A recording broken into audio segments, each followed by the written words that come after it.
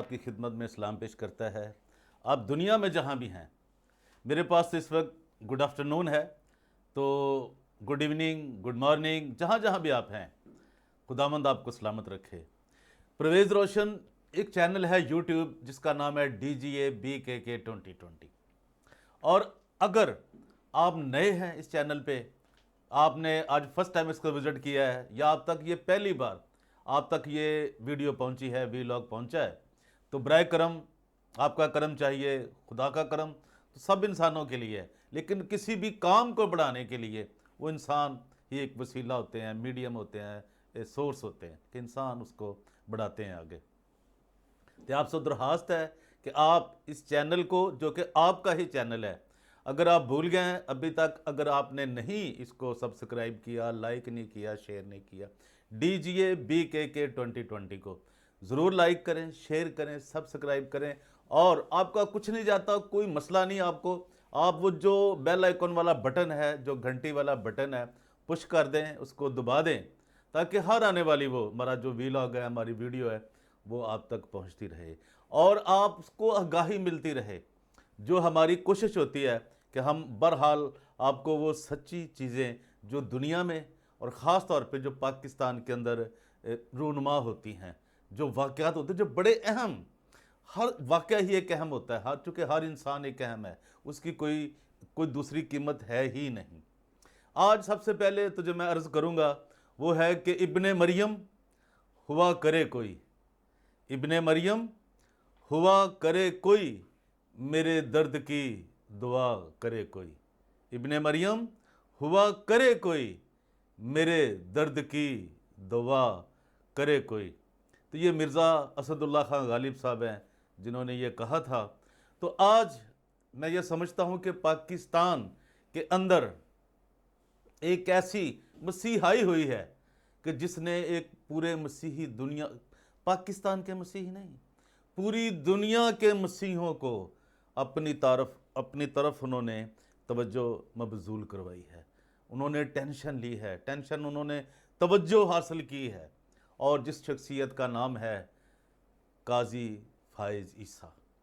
काजी साहब, हम आपको सलाम पेश करते हैं, आपकी अजमत को, आपके ओहदे को। आप सुप्रीम कोर्ट के चीफ जस्टिस हैं और आपकी वजह से, आप जैसी शख्सियात की वजह से और आप जैसे इंसाफ पसंदों के, जो आपने अपनी ड्यूटी का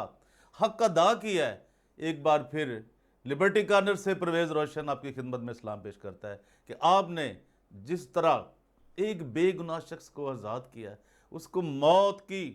फंदे से, मौत की जो लटकती हुई तलवार थी, इससे निकाला है, और बड़े शॉर्ट टाइम में मैं समझता हूँ आपका एक बहुत ही, आपने तारीख में अपना नाम एक सुनहरी हरूफ,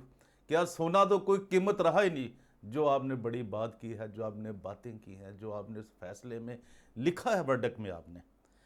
फिर आपको एक सलाम है। और उस वकील को भी, उस वकील शख्सियत को भी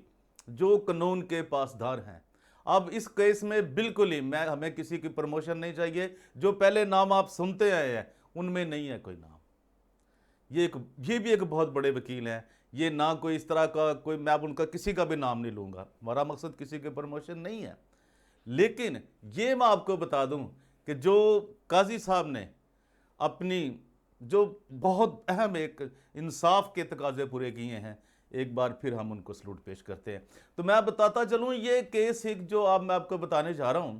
कि ये एक बेचारा सैनिटरी वर्कर जो क्रिश्चियन लाहौर के अंदर मॉडल टाउन पार्क के अंदर जो एक क्लास कर रहे थे क्रिश्चियनिटी की, उसके ऊपर झूठे एक FIR दर्ज कराई गई थी 295A, 295B और 295C, और ब्लीग में 3-4 भी है उसमें। अब ये अंदाज़ा करें,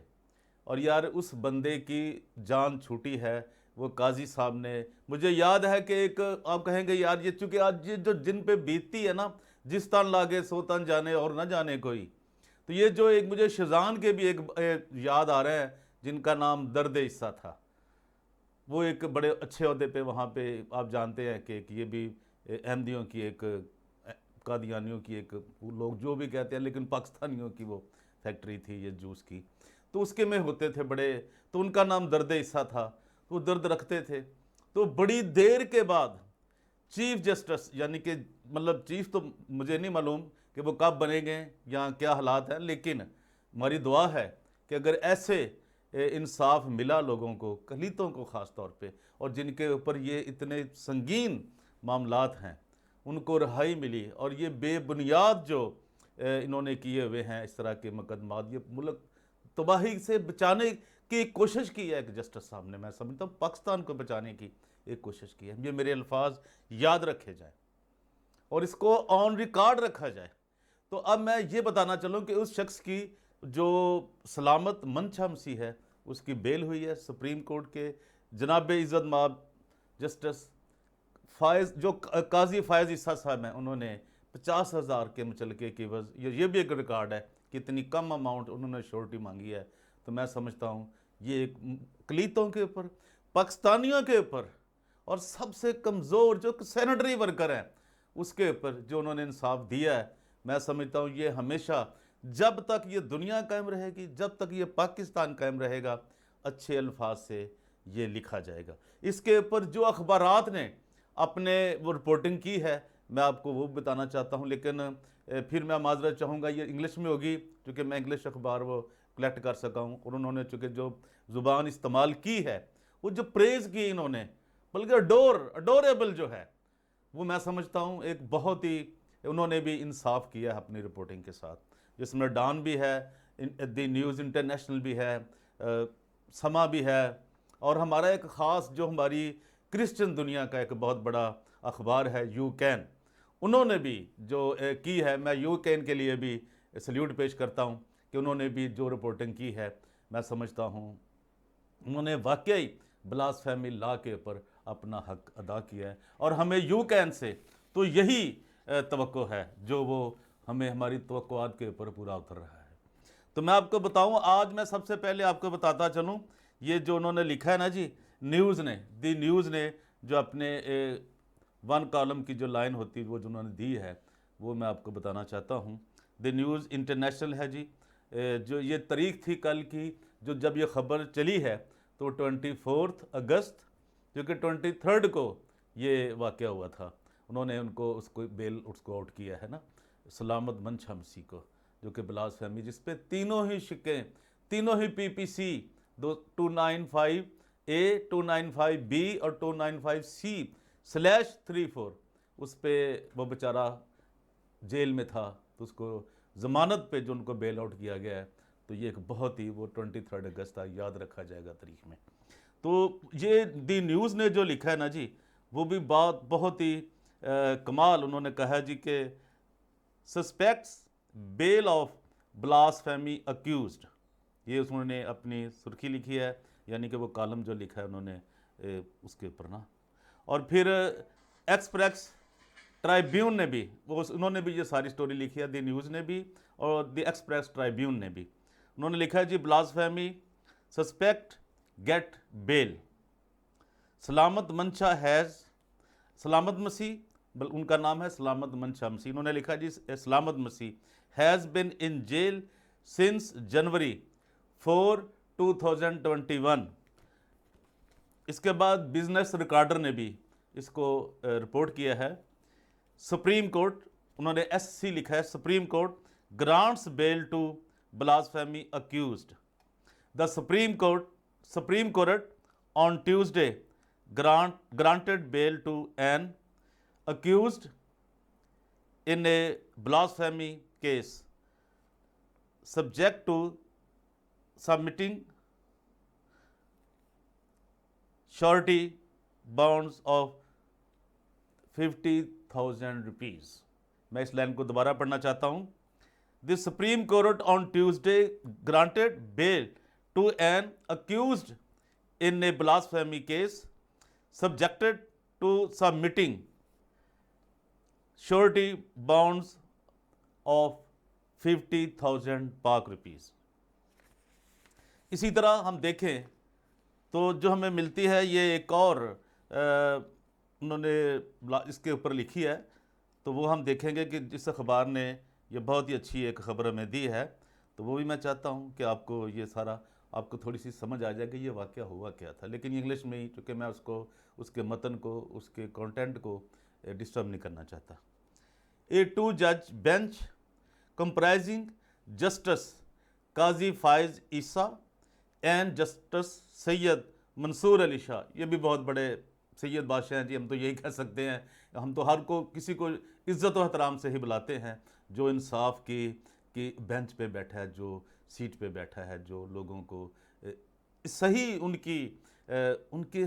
उनके जुर्म के मुताबिक जो सज़ा दे रहा है, और जो अगर कोई बेगुनाह है तो उसको रिहाई दे रहा है। तो जनाब सैयद मंसूर अली शाह साहब, बहुत बड़ा नाम है, ये लाहौर हाई कोर्ट में भी होते थे। Ali Shah head the post arrest bell of सलामत मंशा मसीह who has been charged of blasphemy under section 295A, 295B, 295C/34 of Pakistan Penal Code. He was accused of having preached Christianity to young Muslims and of having publicly committing blasphemy at model town park Lahore. और फिर जो समा ने report किया है वो भी मैं आपको सुनाना चाहता हूँ, उन्होंने भी बहुत अच्छी रिपोर्टिंग किया है। Supreme court says state's job to protect state, supreme court says state's job to protect blasphemy suspects case closes. Every second person gets up and level an accusation of blasphemy. This is not a petty crime, but its penalty is a life sentence. ये justice साहब ने कहा है,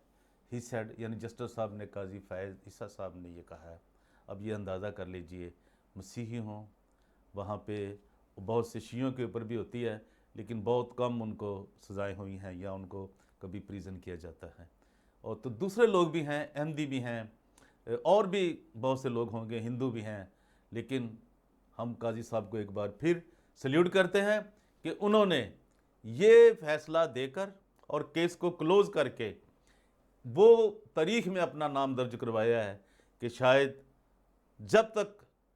ये दुनिया रहेगी, supreme court of Pakistan रहेगा, उनका नाम अच्छे, सोना कोई चीज़ नहीं है, इससे बहुत दुनिया की जो आखिरी कीमती धात है तो उससे भी लिखा जाए तो वो भी काम होगा। काजी साहब, हम आपको सलाम पेश करते हैं और मैं दुरहास करता हूँ अपने तमाम देखने वालों से, रिक्वेस्ट करता हूँ कि यार जो अच्छी चीज़ें आती हैं, जो हुकूमत पाकिस्तान लोगों के लिए, जो ब्लास्फेमी लॉ के ऊपर लोगों को रिलीफ मिलता है, बराए करम वो भी आप दूसरों से ज़रूर शेयर किया करें। आखिर एक दिन ये कानून इन्हें बदलना पड़ेगा, इन्हें चेंज करना पड़ेगा, क्योंकि इन्होंने बगैर मिनॉरिटीज़ के लोगों के, जो लोग वहाँ पे मौजूद थे, चंद वो बेज़मीर लोग, उनको ये आप क्या कहें, बस पाकिस्तान का जो हाल है वो ख़रीदा था, और कई कुछ की तो मौत हो गई और अभी कुछ अभी ज़िंदा हैं, लेकिन फिर भी जो बेचारे लोग जेलों में ये इस केस से गुज़र रहे हैं, ये तो वही जानते हैं कि उनके ऊपर क्या गुजरती है। और मैं यकीन रखता हूँ पाकिस्तान को मुत्तहिद रखने के लिए, पाकिस्तान को तरक्की याफ्ता मुल्क बनाने के लिए ये ज़रूरी है कि ये जो 29 ब्लास्फेमी लॉ है, PPC 295A, 295B, 295C,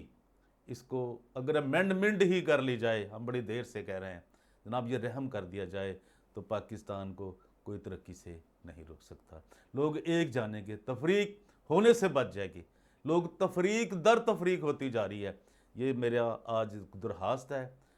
जिनको खुदा ने अक्ल व शऊर दे रखा है और जो पाकिस्तान से लोग प्यार करते हैं, जो इंसानों से प्यार करते हैं, उनके लिए आज मेरा यही मैसेज है। लिबर्टी कॉर्नर में परवेज़ रोशन आपसे इजाज़त चाहता है, इस उम्मीद के साथ कि अगर अभी तक आपने DGA BKK 2020 को सब्सक्राइब नहीं किया, लाइक नहीं किया, शेयर नहीं किया, वो ज़रूर कीजिए। Thank you very much, God bless you all, thank you.